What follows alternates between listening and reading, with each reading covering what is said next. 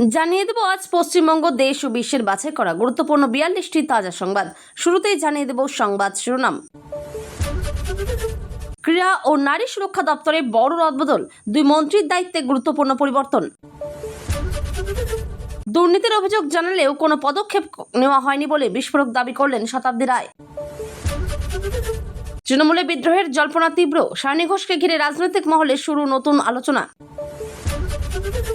পশ্চিমবঙ্গের নতুন মন্ত্রিসভার দপ্তর বন্টন চূড়ান্ত, কার হাতে গেল কোন গুরুত্বপূর্ণ দায়িত্ব। দিল্লিতে কাকলিদের চিঠির হদিশ না মেলায় বিদ্রোহী শিবিরে দেখা দিল বড় ধাক্কা। দীর্ঘ 28 বছর পর কংগ্রেসে ফেরার জল্পনায় মমতা ও অভিষেককে ঘিরে রাজনৈতিক তৎপরতা। বিশ্বের সবচেয়ে শক্তিশালী প্রাণঘাতী পরমাণু বোমা নিয়ে নতুন করে উদ্বেগ প্রকাশ করলেন বিশেষজ্ঞরা। নবান্নের গুরুত্বপূর্ণ বৈঠকের পর মন্ত্রীদের দপ্তর বন্টনের পূর্ণাঙ্গ তালিকা প্রকাশ্যে এলো। নতুন সরকারের 35 জন মন্ত্রীর দায়িত্ব বন্টন সম্পন্ন, কে পেলেন কোন মন্ত্রক তা নিয়ে জোর চর্চা। অন্নপূর্ণা ভান্ডারের টাকা না পেয়ে ক্ষুব্ধ মহিলাদের বিডিও অফিস ঘেরাও ও বিক্ষোভ। তৃণমূলের বিদ্রোহী সাংসদদের সম্ভাব্য তালিকা প্রকাশ ঘিরে রাজ্য রাজনীতিতে তুমুল চাঞ্চল্য। সিআইডির সঙ্গে বাগবিতণ্ডার ঘটনায় আলোচনায় শুভাশিস চক্রবর্তী, রাজনৈতিক মহলে বাড়ছে কৌতূহল। মমতা অভিষেকের শিবির ছেড়ে বিদ্রোহী গোষ্ঠীতে যোগদানের জল্পনায় সায়নী ঘোষ। অভিষেক বন্দ্যোপাধ্যায়ের জীবনযাপন সহ একাধিক ইস্যুতে বিস্ফোরক মন্তব্য করলেন শতাব্দী রায়। গুরুত্বপূর্ণ একাধিক মন্ত্রণালয় নিজের কাছেই রাখলেন মুখ্যমন্ত্রী, রাজনৈতিক মহলে জোর আলোচনা। লক্ষ্মীর ভান্ডার ও বেকার ভাতার প্রকল্প নিয়ে বড় আপডেট, উপভোক্তাদের জন্য গুরুত্বপূর্ণ বার্তা। অভিষেককে ঘিরে গ্রেপ্তারির জল্পনায় উত্তপ্ত রাজ্য রাজনীতি, বাড়ছে নানা প্রশ্ন। ফিরহাদ হাকিমের বিরুদ্ধে থানায় অভিযোগ দায়ের, ঘটনাকে কেন্দ্র করে শুরু হয়েছে বিতর্ক। দলের বিরুদ্ধেই সরব বিজেপি প্রার্থী, নির্বাচনী খরচের বেঁচে যাওয়া অর্থ ফেরত দেওয়ার সিদ্ধান্ত। আয়ুষ্মান ভারতের সুবিধা পেতে রেশন কার্ডেই KYC বাধ্যতামূলক, জানানো হলো নির্দিষ্ট সময়সীমা। বাংলার অর্থনীতি চাঙ্গা করতে কর না বাড়িয়েও রাজস্ব বৃদ্ধির নতুন পরিকল্পনার ইঙ্গিত দিলেন স্বপন দাশগুপ্ত। অর্থ, স্বাস্থ্য, শিক্ষা ও পরিবহন সহ গুরুত্বপূর্ণ দপ্তরের দায়িত্বে কোন মন্ত্রী থাকছেন তা নিয়ে চূড়ান্ত তালিকা প্রকাশের দাবি। রাজনৈতিক দুঃসময়ে অভিষেক বন্দ্যোপাধ্যায়ের ঘনিষ্ঠ শিবির থেকেই বিশ্বাসঘাতকতার অভিযোগে তীব্র চাঞ্চল্য।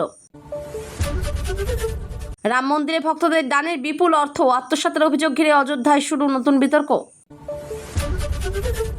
দক্ষিণ কলকাতায় তথাকথিত সিন্ডিকেট রাজের নতুন মুখ নিয়ে উঠছে একাধিক প্রশ্ন। অরূপ বিশ্বাসের আচরণ নিয়ে তীব্র অসন্তোষ প্রকাশ করে কড়া মন্তব্য করল হাইকোর্ট।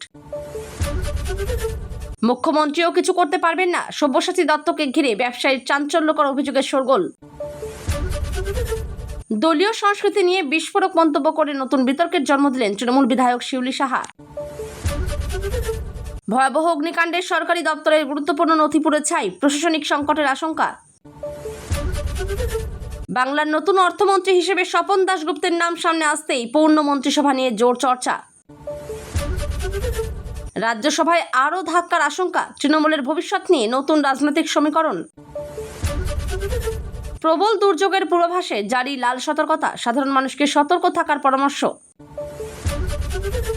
অর্থ, স্বাস্থ্য ও শিক্ষার মতো গুরুত্বপূর্ণ দপ্তরে নতুন মুখ, কমল কয়েকজন মন্ত্রীর দায়িত্ব। হাসপাতালের বিরুদ্ধে অমানবিকতার অভিযোগ, মৃত্যুর খবর গোপন রেখে অনৈতিক কর্মকাণ্ডের দাবি। তৃণমূলে আরও ভাঙনের জল্পনা, রাজ্যসভার একাধিক নেতাকে ঘিরে বাড়ছে রাজনৈতিক উত্তেজনা। অরূপ বিশ্বাস মামলায় পুলিশকে কড়া পদক্ষেপ থেকে বিরত থাকার নির্দেশ দিল কলকাতা হাইকোর্ট। মমতা বন্দ্যোপাধ্যায় ও অভিষেক বন্দ্যোপাধ্যায়কে কংগ্রেসে ফেরার পরামর্শ ঘিরে নতুন রাজনৈতিক আলোচনা। আর্থিক দুর্নীতির অভিযোগে কলকাতার আরও এক কাউন্সিলর গ্রেপ্তার হওয়ায় চাঞ্চল্য ছড়ালো। শুভেন্দু অধিকারীর রাজনৈতিক দক্ষতার প্রশংসা করে আলোচনায় শতাব্দী রায়ের মন্তব্য। টানা প্রধানমন্ত্রীত্বের নজির গড়ে নরেন্দ্র মোদীকে শুভেচ্ছা জানালেন বিশ্বের একাধিক। এতক্ষণ শুনছিলেন সংবাদ শিরোনাম। বিস্তারিত খবর শোনানোর পূর্বেই আপনাদের কাছে করব একটি ছোট্ট অনুরোধ, আমাদের চ্যানেলে নতুন হয়ে থাকলে চ্যানেলটি সাবস্ক্রাইব করে পাশে থাকবেন। আসছি বিস্তারিত খবরে। পশ্চিমবঙ্গে মন্ত্রিসভার দপ্তর বন্টন চূড়ান্ত, কার হাতে কোন গুরুত্বপূর্ণ মন্ত্রক? পশ্চিমবঙ্গের নতুন মন্ত্রিসভার দপ্তর বন্টন আনুষ্ঠানিকভাবে সম্পন্ন হয়েছে। বিভিন্ন গুরুত্বপূর্ণ মন্ত্রকের দায়িত্ব কোন মন্ত্রীর হাতে যাচ্ছে তা নিয়ে মানুষের আগ্রহ ছিল তুঙ্গে। অর্থ দপ্তরের দায়িত্ব দেওয়া হয়েছে স্বপন দাশগুপ্তকে বলে জানা গিয়েছে। শিক্ষা, শিল্প, পুর ও গ্রামীণ উন্নয়ন সহ একাধিক গুরুত্বপূর্ণ মন্ত্রকেও নতুন দায়িত্বপ্রাপ্তদের নাম ঘোষণা করা হয়েছে। মুখ্যমন্ত্রী শুভেন্দু অধিকারী নিজের কাছেও একাধিক গুরুত্বপূর্ণ দপ্তর রেখেছেন বলে খবর। নবান্নে বৈঠকের পরই চূড়ান্ত তালিকা প্রকাশ করা হয়। প্রশাসনিক কাজের গতি বাড়ানোর লক্ষ্যেই এই দপ্তর বন্টন করা হয়েছে বলে মনে করা হচ্ছে। নতুন মন্ত্রীদের সামনে এখন কার্যকর প্রশাসন পরিচালনার বড় চ্যালেঞ্জ রয়েছে।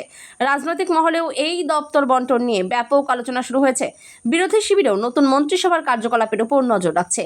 সাধারণ মানুষের প্রত্যাশা, বিভিন্ন উন্নয়নমূলক প্রকল্প আরও দ্রুত বাস্তবায়িত হবে। শিল্প, শিক্ষা এবং আর্থিক ক্ষেত্রের উন্নয়নকে বিশেষ গুরুত্ব দেওয়া হতে পারে। মন্ত্রিসভার এই নতুন বিন্যাস আগামী 5 বছরের প্রশাসনিক রূপরেখা নির্ধারণ করবে। সামাজিক মাধ্যমেও বিষয়টি নিয়ে ব্যাপক আলোচনা চলছে। বিভিন্ন মহল থেকে নতুন মন্ত্রীদের শুভেচ্ছা জানানো হচ্ছে। প্রশাসনিক দক্ষতার উপরই ভবিষ্যতের সাফল্য নির্ভর করবে বলে মনে করা হচ্ছে। নতুন দায়িত্বপ্রাপ্ত মন্ত্রীদের কাজের দিকে নজর থাকবে সাধারণ মানুষের। ফলে এই দপ্তর বন্টন এখন রাজ্যের অন্যতম আলোচিত বিষয় হয়ে উঠেছে। নবান্নের বৈঠকের পর চূড়ান্ত মন্ত্রক বন্টন, কার হাতে গেল কোন দপ্তর? মঙ্গলবার নবান্নে অনুষ্ঠিত গুরুত্বপূর্ণ বৈঠকের পর মন্ত্রিসভার দপ্তর বন্টন নিয়ে জল্পনার অবসান ঘটেছে। দীর্ঘ আলোচনার পর বিভিন্ন মন্ত্রীকে নির্দিষ্ট দায়িত্ব দেওয়া হয়েছে। প্রশাসনিক অভিজ্ঞতা এবং রাজনৈতিক গুরুত্বের ভিত্তিতেই এই সিদ্ধান্ত নেওয়া হয়েছে বলে মনে করা হচ্ছে। অর্থ, শিক্ষা, পুর উন্নয়ন, গ্রামীণ উন্নয়ন সহ একাধিক গুরুত্বপূর্ণ দপ্তরের দায়িত্ব চূড়ান্ত হয়েছে। মুখ্যমন্ত্রী শুভেন্দু অধিকারী বেশ কিছু গুরুত্বপূর্ণ মন্ত্রক নিজের কাছেও রেখেছেন। নতুন মন্ত্রীদের দ্রুত কাজ শুরু করার নির্দেশ দেওয়া হয়েছে বলে সূত্রের খবর। সরকারি প্রকল্পগুলির বাস্তবায়ন আরও ত্বরান্বিত করাই এখন প্রধান লক্ষ্য। মন্ত্রিসভার এই পুনর্বিন্যাস প্রশাসনিক ক্ষেত্রে নতুন গতি আনতে পারে। রাজনৈতিক পর্যবেক্ষকরা এই সিদ্ধান্তের তাৎপর্য বিশ্লেষণ করছেন। বিরোধীরা মন্ত্রীদের কাজের উপর নজর রাখার কথা জানিয়েছে। বিভিন্ন দপ্তরের নতুন নীতি গ্রহণের সম্ভাবনাও উড়িয়ে দেওয়া যাচ্ছে না। সাধারণ মানুষের মধ্যে নতুন মন্ত্রিসভা নিয়ে আশাবাদ দেখা যাচ্ছে। সামাজিক মাধ্যমেও দপ্তর বন্টনের তালিকা ব্যাপকভাবে শেয়ার করা হচ্ছে। মন্ত্রীদের কর্মদক্ষতাই আগামী দিনের সবচেয়ে বড় পরীক্ষার বিষয় হবে। উন্নয়নমূলক কাজের গতি বাড়ানোর দাবি উঠছে বিভিন্ন মহল থেকে। প্রশাসনিক স্বচ্ছতা বজায় রাখাও বড় চ্যালেঞ্জ হতে পারে। আগামী দিনে এই মন্ত্রিসভার কার্যকলাপের উপরই নজর থাকবে। ফলে বিষয়টি এখন রাজ্য রাজনীতির অন্যতম আলোচিত প্রসঙ্গ। তৃণমূলে বিদ্রোহ, 19 সাংসদের নাম ঘিরে নতুন বিতর্ক। তৃণমূল কংগ্রেসের অন্দরে নতুন করে অসন্তোষের জল্পনা শুরু হয়েছে। একাধিক সাংসদের বিদ্রোহী অবস্থান নিয়ে রাজনৈতিক মহলে জোর চর্চা চলছে। দাবি করা হচ্ছে মোট 19 জন সাংসদকে ঘিরে এই বিতর্ক তৈরি হয়েছে। যদিও এই তালিকার সত্যতা নিয়ে এখনও প্রশ্ন রয়ে গেছে। শাসক দলের পক্ষ থেকে বিষয়টিকে গুরুত্ব না দেওয়ার ইঙ্গিত মিলেছে। বিরোধীরা অবশ্য ঘটনাটিকে তৃণমূলের অভ্যন্তরীণ সংকট হিসেবে তুলে ধরছে। রাজনৈতিক বিশ্লেষকদের মতে এই পরিস্থিতি ভবিষ্যতের সমীকরণে প্রভাব ফেলতে পারে। সামাজিক মাধ্যমেও বিষয়টি নিয়ে ব্যাপক আলোচনা শুরু হয়েছে। সংশ্লিষ্ট সাংসদদের অবস্থান নিয়েও কৌতূহল তৈরি হয়েছে। দলের ঐক্য বজায় রাখার বিষয়টি এখন বড় চ্যালেঞ্জ হয়ে উঠতে পারে। রাজনৈতিক মহলে নানা জল্পনা কল্পনা চলছে। ভবিষ্যতে আরও নতুন তথ্য সামনে আসতে পারে বলে মনে করা হচ্ছে। তৃণমূল নেতৃত্ব পরিস্থিতির ওপর কড়া নজর রাখছে। বিরোধীরা এই ইস্যুকে রাজনৈতিক অস্ত্র হিসেবে ব্যবহার করতে চাইছে। সাধারণ মানুষের মধ্যেও বিষয়টি নিয়ে আগ্রহ বেড়েছে। জাতীয় রাজনীতিতেও এর প্রতিফলন দেখা যেতে পারে। রাজনৈতিক চাপানোতর আরও বৃদ্ধি পাওয়ার সম্ভাবনা রয়েছে। ফলে ঘটনাটি এখন অন্যতম আলোচিত রাজনৈতিক ইস্যু হয়ে উঠেছে। লক্ষ্মীর ভাণ্ডার ও বেকার ভাতা বন্ধ নয়, বড় বার্তা দিলেন দিলীপ ঘোষ। রাজ্যের জনপ্রিয় সামাজিক প্রকল্পগুলিকে ঘিরে নতুন করে আলোচনা শুরু হয়েছে।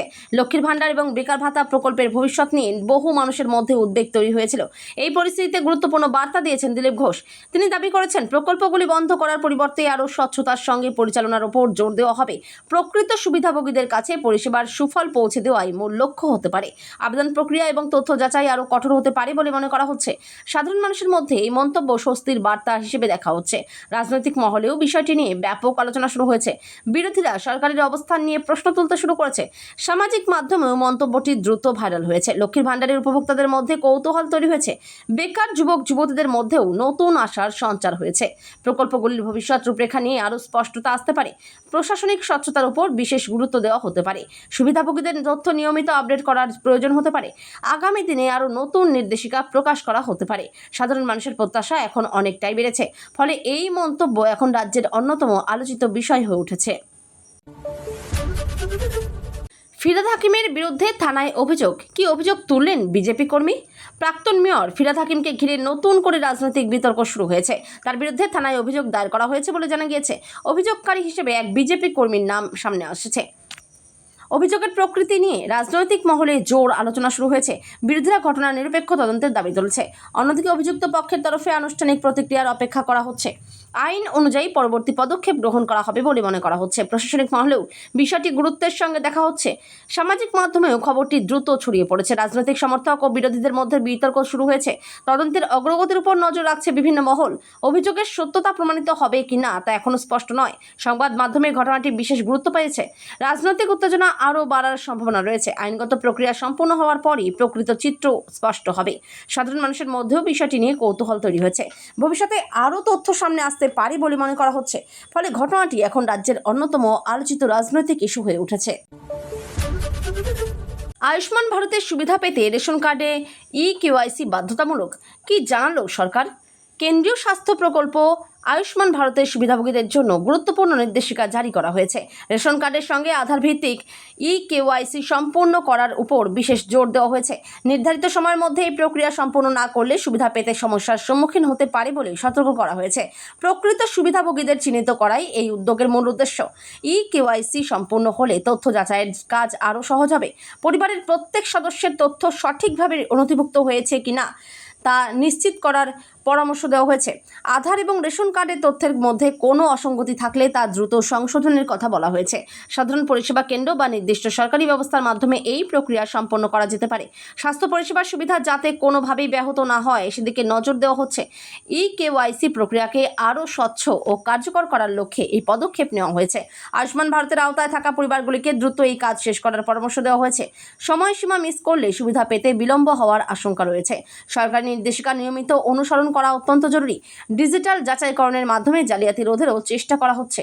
স্বাস্থ্য সুরক্ষা প্রকল্পের সুবিধা নিরবচ্ছিন্ন রাখতে KYC গুরুত্বপূর্ণ ভূমিকা পালন করবে। সংশ্লিষ্ট কর্তৃপক্ষ প্রয়োজনীয় সহায়তা প্রদানের আশ্বাস দিয়েছে। উপভোক্তাদের মধ্যে বিষয়টি নিয়ে ব্যাপক আগ্রহ তৈরি হয়েছে। তাই নির্ধারিত সময়ের মধ্যেই প্রয়োজনীয় পদক্ষেপ গ্রহণ করা বাঞ্ছনীয়।